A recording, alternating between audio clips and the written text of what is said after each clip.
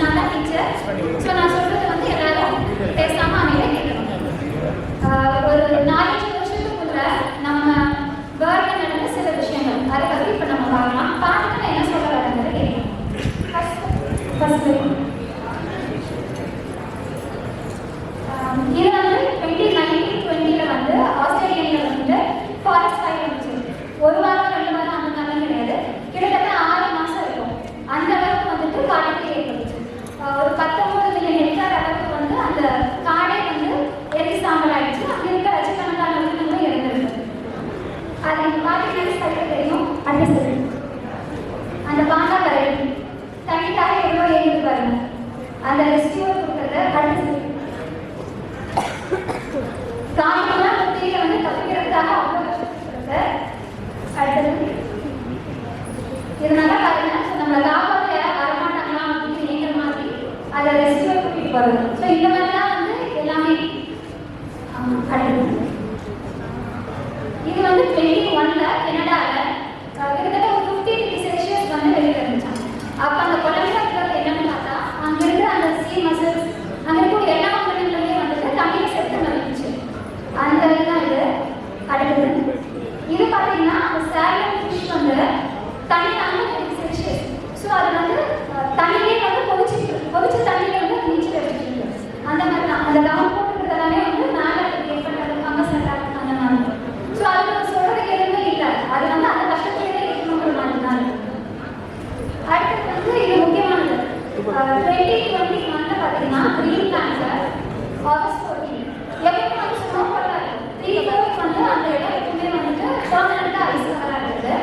ஆனால் இந்த டைம் அந்த 2021 பார்க்கும்போது மழை ஸ்னோ ஃபால் பார்த்தா வந்து மழை தான் வந்துருக்கு. இது வந்து ரொம்ப ரேரஸ்டான கேஸ். ஸோ அந்த அளவுக்கு வந்து சேஞ்ச் ஏற்பட்டுருக்கு அப்படின்னு வெளிப்பாடு தான் இது. அடுத்தது இது வந்து கசகஸ்தான் 2021 கிட்டத்தட்ட ஒரு 3 வருஷமா வந்து அந்த வறட்சி ஏற்பட்டுச்சு. ஸோ அது எப்படின்னு பார்த்தீங்கன்னா கீழே மணலுன்னு சொன்னால் 50 சென்டிமீட்டர் ஆழம் வரைக்கும் வந்துட்டு ட்ரையாக தான் இருக்கு. ஸோ அந்த அளவுக்கு வறட்சி ஏற்படும்போது அந்த வெஜிடேஷனுக்கு பாசிட்டிவாக கிடையாது. அங்கே வந்து ஆயிரக்கணக்கான கேட்டல்ஸ் இதெல்லாமே வந்து உயிரிழந்தது. அந்த வீடியோ தான் அது. அடுத்தது இது 2022 நம்ம இந்தியாவில் சிட்டியில் நடந்தது. ஸோ டான்ஸ் லைட் அந்த மாதிரி டேம்லாம் வந்து வளைஞ்சிருக்கு. டேம் வளர்ந்தது இதெல்லாம் இண்டஸ்ட்ரியல் தான். இது வந்து முக்கியமான ஒரு விஷயம் இப்போ என்னன்னா சவுத் ஆஃப்ரிக்காவில் 2018 வந்துட்டு தனி பற்றாக்குறை. அதுக்கு என்ன வேர்ட் சொல்லுவாங்கன்னா டே 0 அப்படின்னு சொல்லுவாங்க. அது என்னன்னா இப்போ நம்ம முனிசிபல் அத்தாரிட்டிஸ்னால வந்துட்டு ஹவுசிங்காக இருக்கட்டும் இண்டஸ்ட்ரியல் ப்ராசஸ்க்காக இருக்கட்டும் தண்ணியே சப்ளை பண்ண முடியாது. டேப் வாட்டர் வந்து 0, தண்ணியே இருக்காது. அந்த சுச்சுவேஷன் வந்து வர மாதிரி இருந்தது. ஸோ அது வந்து அந்த சவுத் ஆஃப்ரிக்காவுடைய கேபிட்டல் கேப் டவுன் அதெல்லாம் நடந்தது. ஸோ அவங்க என்ன பண்ணாங்கன்னு பார்த்தா அந்த நம்ம சுச்சுவேஷனுக்கு வந்துக்கூடாது அப்படின்றதுக்காக ரொம்ப ஸ்ட்ரிக்டாக ரூல்ஸ் எல்லாம் போட்டாங்க. அதிகமாக தண்ணி யூஸ் பண்ணால் அதுக்கு வந்து ஹெவி டேக்ஸ் போடுறது. அதுக்கப்புறம் வந்து தண்ணி வந்து எசென்ஷியல் பர்பஸ் மட்டும்தான் யூஸ் பண்ணணும்னு சொல்லிட்டு பார்த்தாலே தெரியும். ஒவ்வொருத்தவங்களுக்கும் வந்து ஒரு 4 இன்ச்சு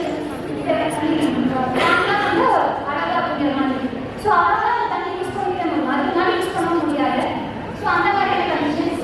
ஸோ இது எல்லாமே வந்து நம்ம வெளிநாட்டில் மட்டும்தான் இருக்குது அப்படிங்கிறது கிடையாது. நம்ம இந்தியாவிலும் தான் இருக்குது. ஹிமாச்சல் பிரதேஷில் பார்த்தீங்கன்னா ஸ்னோஃபால் வந்து இப்போ அது குறைச்சிட்டு வருது அப்படின்னு சொல்கிறாங்க. அதே மாதிரி நம்ம சென்னையிலையும் வந்து ஃப்ளட்டிங் அதிகமாக வருது. ஸோ இந்த மாதிரி ஒவ்வொரு இடத்துலையும் வந்துட்டு நிறைய நேச்சுரல் டிசாஸ்டர்ஸ் நடந்துட்டு தான் இருக்குது. இது வந்து இயற்கை தான். பட் ஆனால் என்ன விஷயம்னு பார்த்தா இதெல்லாம் கொஞ்சம் கொஞ்சமாக நடக்கக்கூடிய விஷயம் வந்து இப்போ மனுஷங்க பண்ணுறதுனால ரொம்ப ஃபாஸ்ட்டாகவே நடக்குது. ஸோ நம்ம என்ன பண்ணலாம் அப்படிங்கிறது தான் வந்து பேசிக்காக ட்ரைனிங் போட்டுருக்கோம். நம்மளால்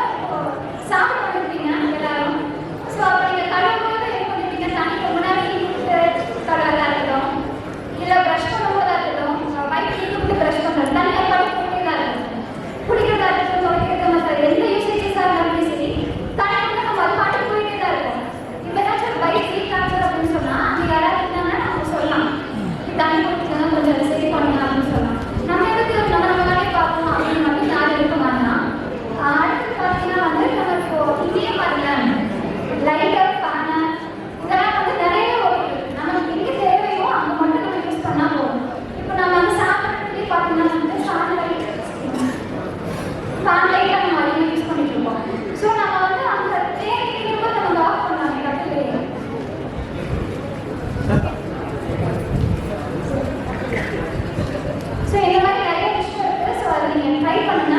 ஜஸ்ட் ஏன்னா நம்மளும் இருக்க வேண்டாம், நம்மளும் ஒரு ட்ரை கொடுக்கலாம், தப்பு இல்லை. கடைசியாக பார்த்தா வந்துட்டு ஹியூமன் அல்பர் வந்து சொல்லியிருக்காரு, இப்போ குளோபல் வார்மிங்கிறது நம்ம குளோபல் பாயிலிங் மாறி இருக்கோம் அப்படின்னு சொல்லிட்டு. ஸோ அதை கண்டுபிடிக்கவே அவர் முன்னாடியே சொல்லிட்டாரு, சான்றோட சான்றாண்மை குன்றி இவங்களிடம்தான் தாங்காத மனமும் குறை.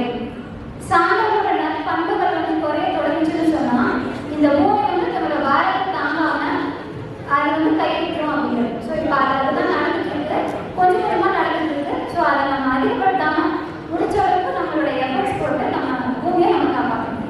So thank you.